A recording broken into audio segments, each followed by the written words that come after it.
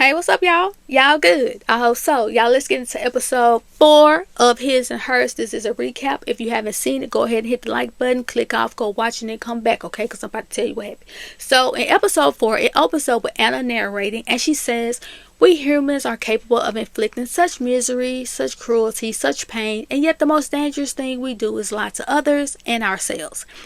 Jack, he wanted to know why was Anna at St. Hilary's. Priya said that Helen left her a message to meet her there, but when she arrived, that's how Anna found Helen. Jack asked Anna, "How did you get in here anyway when the doors were locked?" And Anna told him that he would have to ask Helen. He tells her to stay in the building. So Jim calls Anna and tells her that Atlanta loves her and they need to do something to drive the numbers up so it doesn't look like he's playing favorites when it comes to her and Lexi. So Anna says that she'll see what she could do. Now Jack, he is still stuck on Duffy having something to do with it. An officer comes in and lets them know that they didn't find any fingerprints, not even Helen's. Now Priya, she notices that Jack was looking out the window, and when she looks, she sees Richard and Anna talking, and that reminds her of the background check that she ran on Richard, and it showed that 3 years ago he was charged with assault and battery against a woman who he ended up breaking her jaw. So Jack walks out to find Anna. He asks Richard where she was. He was like, "You may want to give her a minute because she's in a mood." Jack didn't like Richard telling him what to do when it came to Anna. So he tells him to worry about his own marriage. And he brings up the assault situation.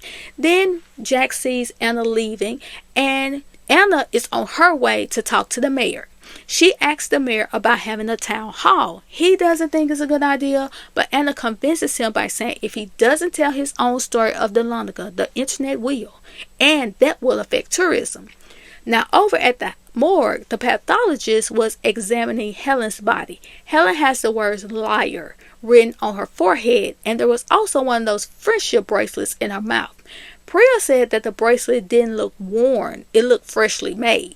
Jack went home. He started going through Zoe's drawers to find the friendship bracelet. He wanted to know where did she get it, and she said that Anna made it for them. He asked if that's why they stopped being friends. Zoe said it was so long ago that she just didn't remember. Jack gets a call about the town hall. The sheriff wants him to be there. Jack doesn't think a town hall was a good idea this soon. The sheriff don't want to hear all that. Just be over there and keep everything in order. So Anna, she checked her messages, and it was a deputy checking in on Miss Alice to see how she was doing after they found her wandering around late the other night. So Anna, she rushes over to her mama's house. She went up to her old room, but her mom wasn't there. When she turned to look in the mirror, she had a flashback, and that was when the girls was over her house. Rachel brought Anna a Wonder Bra for her birthday. Now, girl, why would you do that? And Rachel, she decided to take pictures. Once she took one of Anna, and she took one of Catherine. Then Miss Alice walked in. She told Anna that, that she could stay there. And Anna was like, "Mama, I can't stay in this room." So Anna tells her that when she goes back to Atlanta, that Miss Alice should come with her so that she can take care of her. Then she grabbed her mama's hand and laid back in her chest because she was getting emotional. Now, Priya, she called to check on the calls made from the manor. She also asked him about her request for Rachel's phone records, and he was like, "Well, they were canceled by Jack a couple of days ago." Priya didn't know this. Anna and Richard, they make it to the town hall. He saw that she had a piece in her purse, and he asked her if she was any good with it, because you need to be if you're going to be carrying it around. Now at the town hall, Jack, he was getting hammered with questions. Anna tells them that they all are just going to have to look after one another. But before she could finish, those folks then got to arguing. The room is chaotic. Then over at the news station, Jim feels like they've scored with that footage. Lexi walks up talking about she was on her way to the Dahlonega.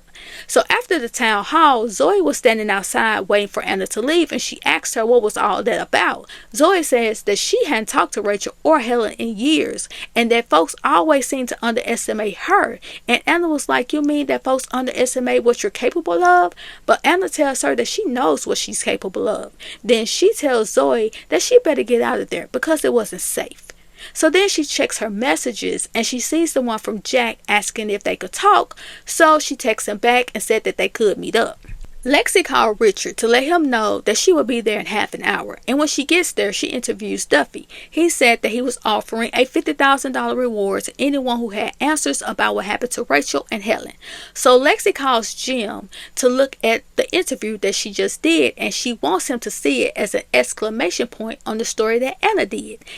Then says, well, if you run any clips of the town hall, you'll have to add mine too. Richard wanted to know why was Lexi going through all of that trouble trying to take the shine off of Anna.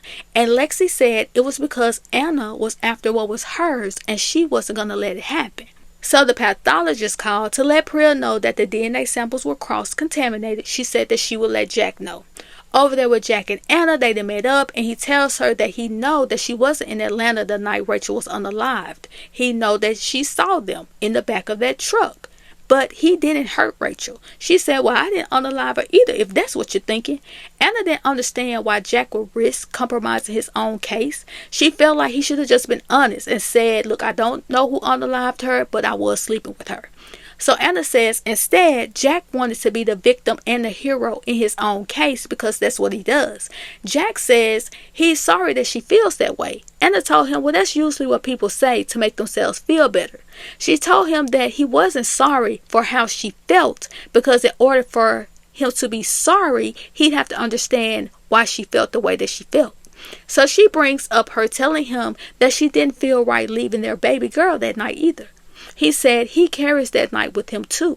She said she's not saying it's anyone's fault, but Jack doesn't understand how Anna could just leave the way that she did without any explanation, without saying anything. He said he tried to get through the loss. He did. He said he tried to do it. And he tried, she stopped. He said he tried to take the pain away. He wanted to make it better for her. He wanted to make her better. She said she didn't want him to fix it, to make her better. She just wanted him to listen to her. Anna said she didn't have the energy to coddle him, to hold him up, because she already lost one baby. She didn't need another one. Jack said that was a very unfair thing to say. She then repeats what he said to her that night, and when he kept telling her that she was fine, it was more like a request for her to get over the loss of their child. She said she just wanted time to live in the pain, so she had to go because the hole in her heart was Charlotte. And by Jack constantly telling Anna that it was going to be fine, she felt like he was trying to take Charlotte away from her. So she had to leave. There was no other choice. There was no other way. And he apologized to her for that. He asked if he could hold her, so he was hugging her. She breaks down. She also apologized to him. Then they got in the back of the truck, and you already know what went down. And that was the end of episode 4.